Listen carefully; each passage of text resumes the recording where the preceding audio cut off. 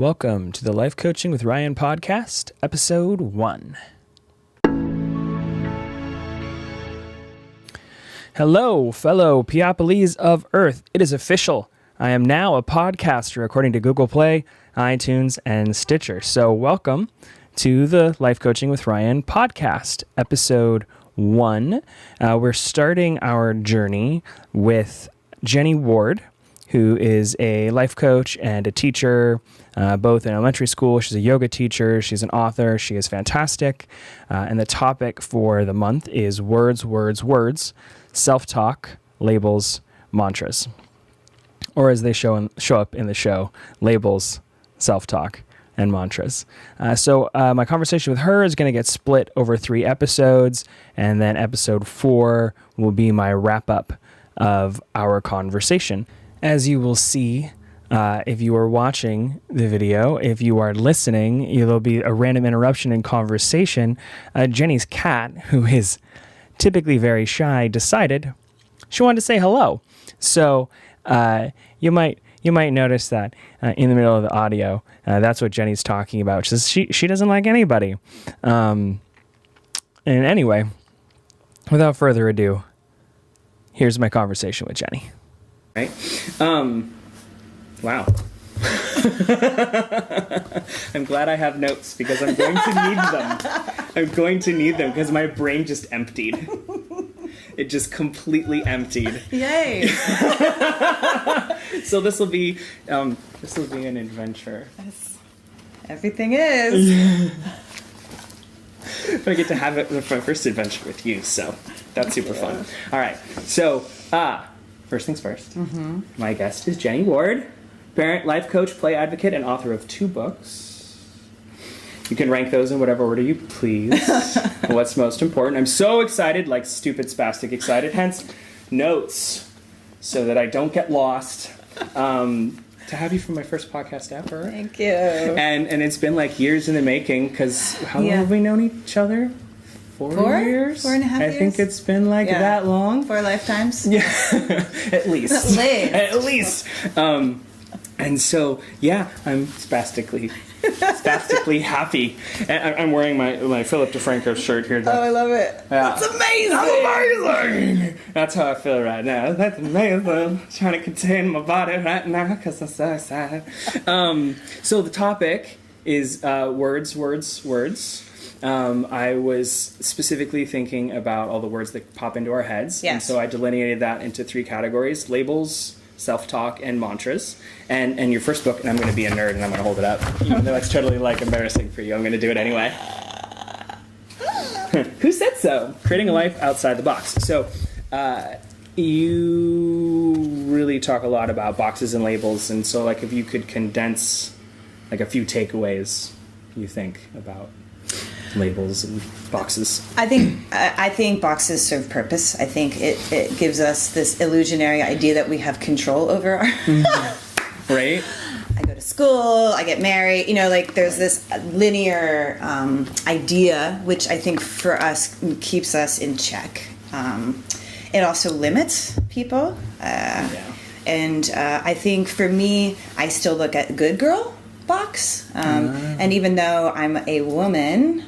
Right. I still have that good girl box inside of me that sort of transferred into good mom.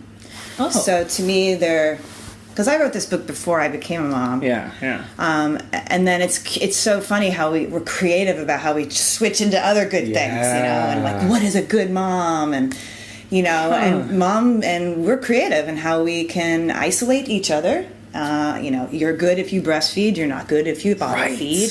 You're good if you have organic diapers. You have to make your own food. And I remember that internal struggle, God, I'm not good. I can't breastfeed. I'm not a good mom. Or, it's this constant ideal of what is good that is really actually not real. Right. And it separates people. Yeah. And specifically at a time where I feel women need each other the most. And then my favorite is, do you work outside the home or are you working inside the home box? One category, I'm this mom. Right. And it's just this idea of separating ourselves. And I think we're scared And it's really coming from a place of not feeling adequate within yourself. Yeah. So that's the good girl kind of exploded into good mom for me now. And I have to keep myself in check. Like, is that true? Like, right. Is that what a good mom is? You know, and sleep with your child. Don't sleep with your child. Right. Swaddle. Don't swaddle. I mean, Let them cry. Don't let them cry. It's like never ending. Ah! You know? And you're reading the books and you're like, I want to be good, you know? Right. And what I think is like, just stop. Like, stop. Yeah. Take a breath. What feels good for you, you know? And I think for me, I always go back to breastfeeding because that actually was a huge deal for me, and no one really talks about it. I wouldn't leave my house because I couldn't breastfeed. I didn't want people to see me bottle feeding my child because I was scared of being ostracized. Wow. And that was a legitimate fear, I think. And, you know, how I still viscerally remember that feeling. And that's what I mean, like the labels in the boxes can be so detrimental. But when I finally accepted the fact that I'm going to bottle feed and to let go of that, I got more connected to my daughter. I was more myself, which is exactly what your kids want. Right. And I was more at peace. And for me, that was good. Do you know? So it's like an interesting... and then the body image piece, right. You know, like I was a ballet dancer and I had to be flat and I had to be skinny. And now as an adult, I'm a yoga teacher and there's this image of yoga and, you know, they're all namaste and they all talk like this and they don't drink wine, they don't swear, they are like completely always wearing Lululemon, you know? And I'm like, I don't fit into that. That ain't you. So once again, I came up with this box that I checked. Yoga teacher, check. Right. And then I'm like, where do I fit in? Yeah. I tried, you know, being the very overly, no offense, but like talking really quiet and teaching classes, but I always left going, that's not me. Yeah. That's not yoga to me. So it's like constantly inventing, investigating, being curious. Is it okay that I have boobs and a butt? Right. You know, is it okay that I don't wear Lululemon? Right. And just like, I know it sounds ridiculous, but it's ingrained. It's like a very, it's a part of the label that you're assigning. Right. You know, like you're a mom, you're this, you're a yoga teacher, you're this, you're an accountant, you're this. You have to like, you know, and it's like, really? Is that true?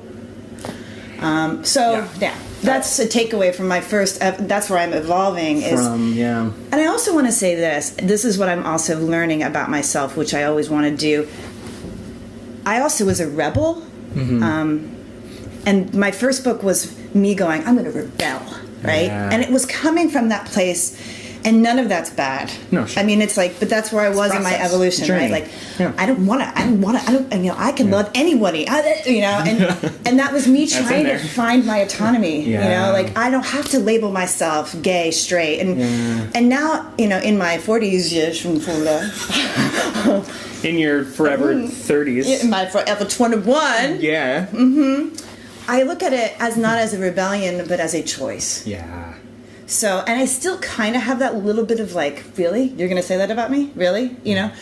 But it's still, I'm well enough now that it's more of coming from a centered, where, hey, you know, it's okay that I don't choose that. Yeah. It's not an anti. It's like, I'm not resisting it. It's just, it doesn't feel good. Does that make, it's a different quality. It makes sense. But I had to do that to get to. Exactly. Where I am today. Yeah. Hair toss. It's so fascinating because even just in that short description, I thought of 3 separate related conversations that we could go down. For example, accepting where you are in your journey. Yeah. Which feels like it's a whole other podcast. So I think we're going to have to hang out again and make that happen. And then reflecting on what it's like to be peaceful in conflict. Yes. Which is a whole other podcast, so I think we're going to have to sit down and do that one too.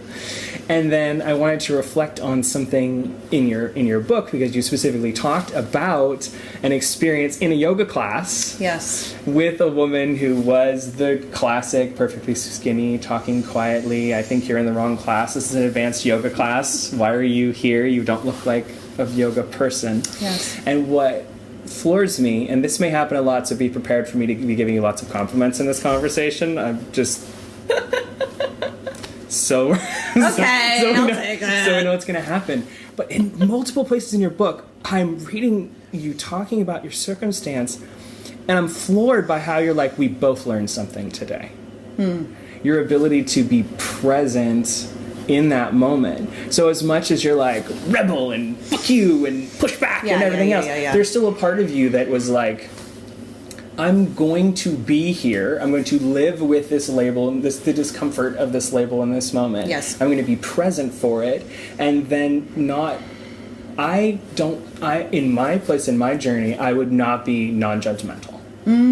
I would not be in a space. It is part of my practice. It is part of my learning to become aware of my judgment. Even just driving here through downtown and having drivers doing stuff that I think is just stupid. And like, if you no judgment, just stupid. And I catch myself doing that. And it's so funny. I would not have thought about it if not for this conversation. The label of what a good driver is, or the label of what a bad driver is, which frankly in that moment is something I'm just applying because I'm irritated. And anything that irritates me in that moment is bad. And so therefore, obviously, you are a bad driver. And it's like, no, actually, they're not. They're perfect. They were waiting for their turn. They were trying to parallel park in a very busy area. They're trying to go somewhere too. I just am irritated that I'm 5 minutes late and want to hang out with you. So I'm like, well, that's where the judgment. I mean, the labels and the boxes can limit us, because most of the time we want to be good. We want to do the right thing, and we do judge because and labels and boxes create expectations. And so for me, it's always been, what is just showing me? What can I learn from this situation? Right.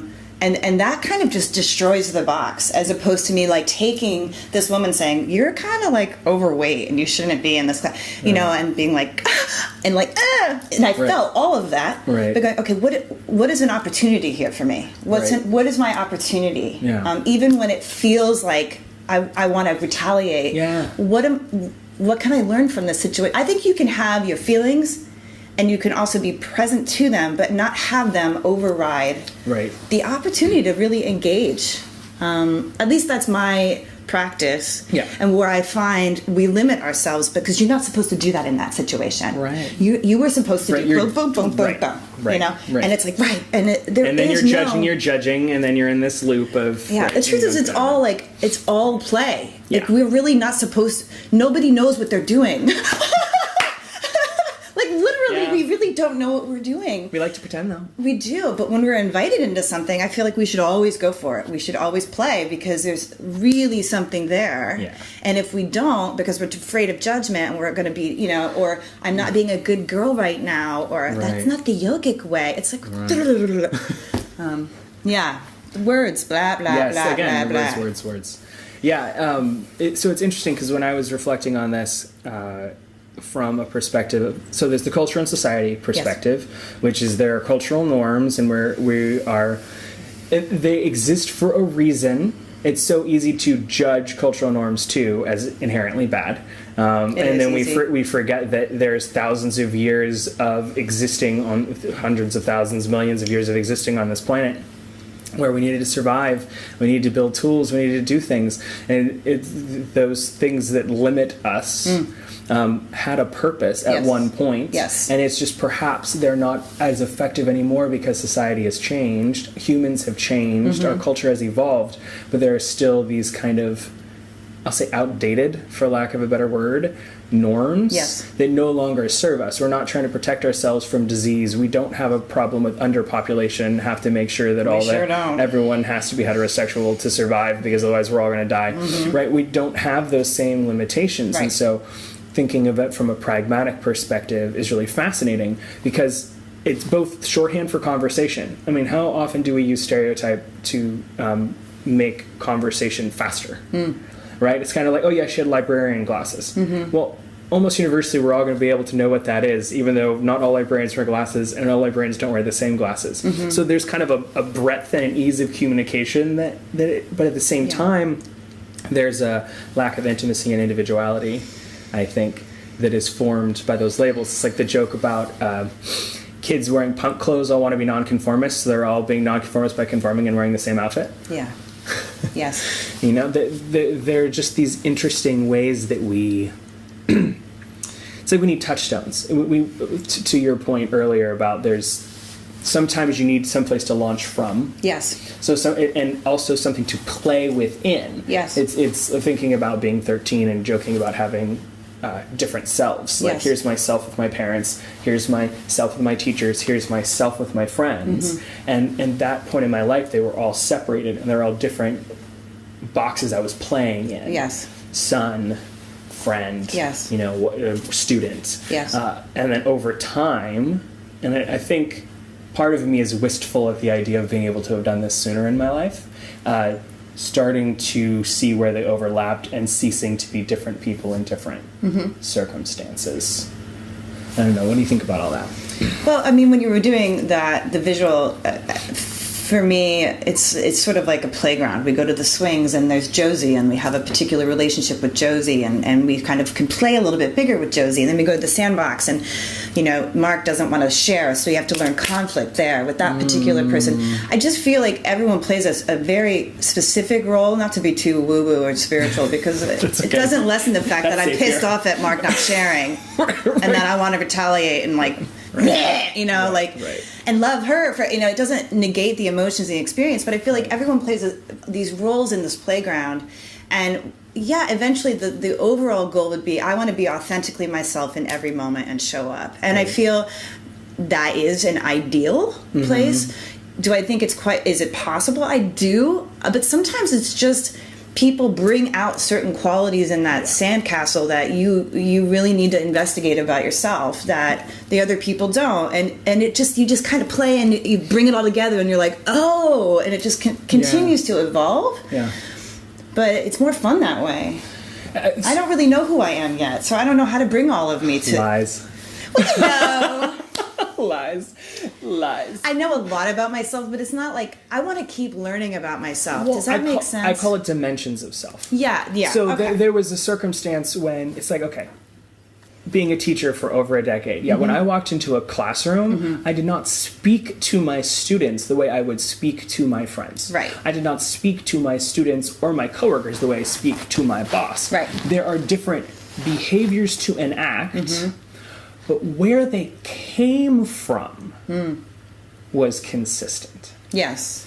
So what I was learning, different dimensions of myself. It's like when I would be angry because a student wasn't doing what I wanted, how valuable was that? Right? So then when I learned to not be angry, there's this tendency to overcompensate, right? And so then it's like, well, I'm never allowed to be angry. Right. Well, how valuable is that? I need to find a new dimension of myself where I can be present, experience my anger, but I don't have to express myself in an angry way. Right. And sometimes I will. Why? Because it's most valuable in that moment. Because if this student doesn't see my anger, they will not hear the message, and that's okay. Right. I'm consciously present and aware, and have this different, well, hello, you decided to come say hi anyway. Yes. There's this different kind of,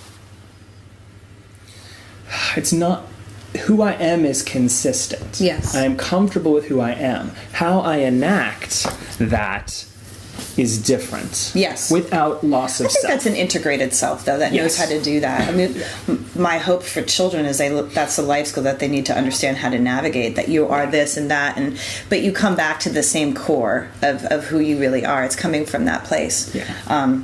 That would be my hope for children as a teacher, that's what they begin to understand. At school you do this, at home you do this. And adaptability and flexibility and understanding yourself. It's not being a different person, right. It's enacting who you are differently to suit the circumstance. Right. Because frankly, there's practicality in everything, right? There's value in that moment when you feel like you're supposed to get your way, choosing not to get your way, not because you're lowering yourself or making yourself less than, but because it really is practical in that moment to do that. I have to say that she doesn't like anybody. And she's like, I want to be interviewed. Like, it's like, wow, okay, I'm learning something about my cat. I knew I'd win you over. She's it like, just was going to take some I'm time. here. Well, yeah, it's just like there's so much love happening right now, and I want to be involved in this love. But sorry. I was thinking about I can't believe I'm going to say this, but Go for it. the box of happy. Yeah. I can't tolerate it. I feel like, Interesting. and it's funny because I teach play, but I don't teach play to get people to be happy. Right. I teach play because we have to remember that we have flexibility and spontaneity, and we trust ourselves, and that there's this inner wisdom within us, or to heal, to know the inner child, and to also know the inner adult. But not to be happy. And I feel like the happy box is destroying people. Yes. And I mean that, like, literally. Like, people are, I need to be happy. I need to understand how to be happy. And they're, like, pursuing these things. And it's destructive. Yeah. Because then they're eliminating, today really sucked. I felt angry. Yeah. I'm sad about this. You know, and the leading cause, I read this somewhere, the leading epidemic right now in the mental health and cancer is depression, which doesn't surprise me because they're seeking the happy box and they're not getting it, and so they're completely feeling like crap, and it's like this wheel. That box for me, I find to be the most destructive going on right now, and it's happening a lot in the spirituality realm, which is like bypassing being a human being. And I feel like it's just when someone is going through pain and they're like, well, you can just choose happiness right now because everything's a choice.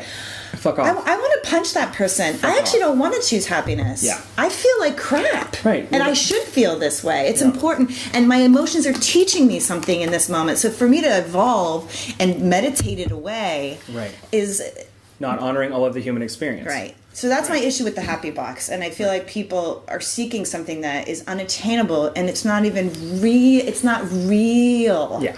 It's the same. It goes back like to the judging yourself for judging, right? Yes. It's cutting off a part of yourself. Yes. When I have a judgment, how valuable is it for me to say, I am bad for having a judgment, as opposed to saying, oh look, there's a judgment. Yes. Oh look, I'm sad. Yes. Oh look, I'm pissed off. Yes. Oh look, what's going on with me right now? And it doesn't require a deep analysis. No. It just requires presence of mind and awareness. Yep. And then suddenly when I'm like, oh, that judgment was really because I'm really nervous about this thing happening, and seriously, a couple breaths will make me feel better. Yes.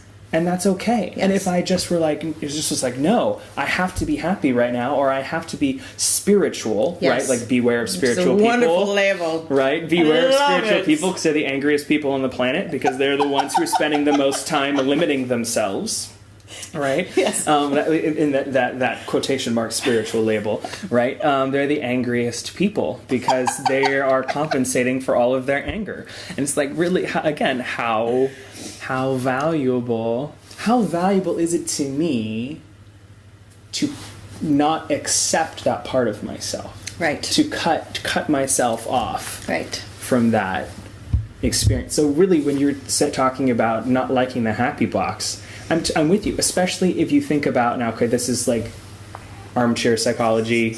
I accept that I am talking from a place that is not 100% expertise, but I want to explore this idea about the self-esteem movement, and it started in the 80s. Yes. And this process of constantly removing obstructions from children, removing situations where they might feel bad, removing situations where there may be, quote, unnecessary, unquote, conflict. Yes. That they never built resilience. Yes. And so there are kids who are 16 years old and they're like, I'm not happy, but there's nothing for me to be unhappy about. It's like, that's because you have zero resilience. Right. You have no idea how to handle it. Because what brings joy is struggle. Yes. Because what brings joy is confidence. What brings self-esteem is holding yourself in high esteem, which you don't because you've never had to work for anything. And so happiness requires suffering. Yes. Happiness requires all the struggle. different complexities of life. You have to have it. So removing that from your life doesn't actually benefit you. No, it doesn't. Cutting it out,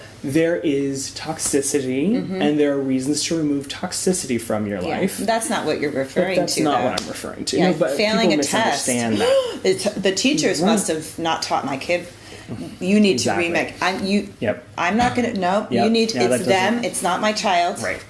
Right. I'm going to make everything Not safeguard. accepting responsibility, Accountability. not accountability. Exactly. We've removed, we've padded everything. Yes. And it's like I was talking to a friend of mine just last night, and she was saying, if your kid doesn't have bruises, your kid's not playing hard enough. It's very true. Like there's a difference between a bruise that was unnecessary because it was a result of anger or unnecessary conflict. It's a different one if you're just like, I'm living life and I skin my knees and I get bruises and I have fall down and I get up. Fall down and I do these things. Yes. It's like being safe has actually made us terribly unsafe because of issues with depression and anxiety. Because everything has to be just right, and I think it's just next level. The book that I just finished, there's a chapter on over sanitizing and how we're over sanitizing so much to the point where, you know, our feelings, you can only feel this. Yeah. And I share this story, and I will always remember it because I was a newly mom and I went to the playground because I needed to get out of the house. And I watched two parents with the sanitizer rubs wipe down the whole play structure while their kids were sitting there waiting for them to be done. And that image was like, wow. It's very significant, and that's a metaphor. And although I was like, okay, whatever you got to do. I mean, they were obviously afraid of germs. Right.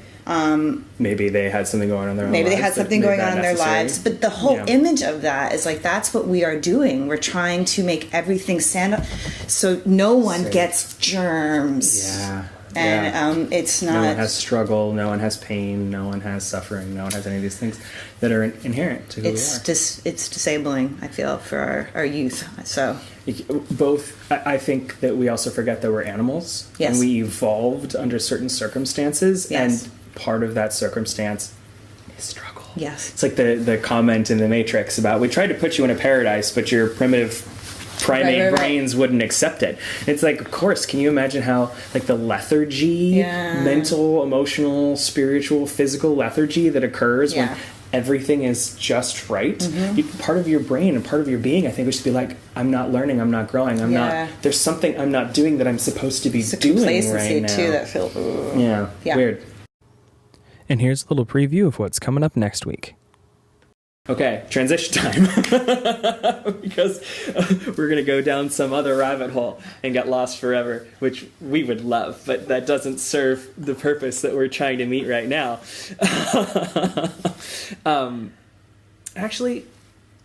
So when I was talking to Erin, my partner, about what the topic was for today, I said, it's words. We're talking about, labels, self-talk, mantras. She went, I think there's a quote by Margaret Atwood about that. And the quote is, a word after a word after a word is power. That's cool. So I think that's a good segue into talking about self-talk. Yes. Because to those who think about self-talk, they probably notice a lot of our conversation about labels kind of was implying things about self-talk, because there's a lot about messages to ourselves. Yes. So there's a lot of power in the words that we say to ourselves. Yes. Like the show? Consider subscribing through my Patreon at patreon.com/lifecoachingwithryan. You'll get early access to shows and potentially a host of other rewards. Want more? You can also find me streaming on Twitch at twitch.tv/lifecoachingwithryan, where I play some games and I continue the conversation. I'm pretty active on Instagram. You can find me at instagram.com/educate4_life. That's where I do my book club. I record the book club episodes live on Mondays, and then I post them to IGTV. Later, I post them on YouTube. See you next time.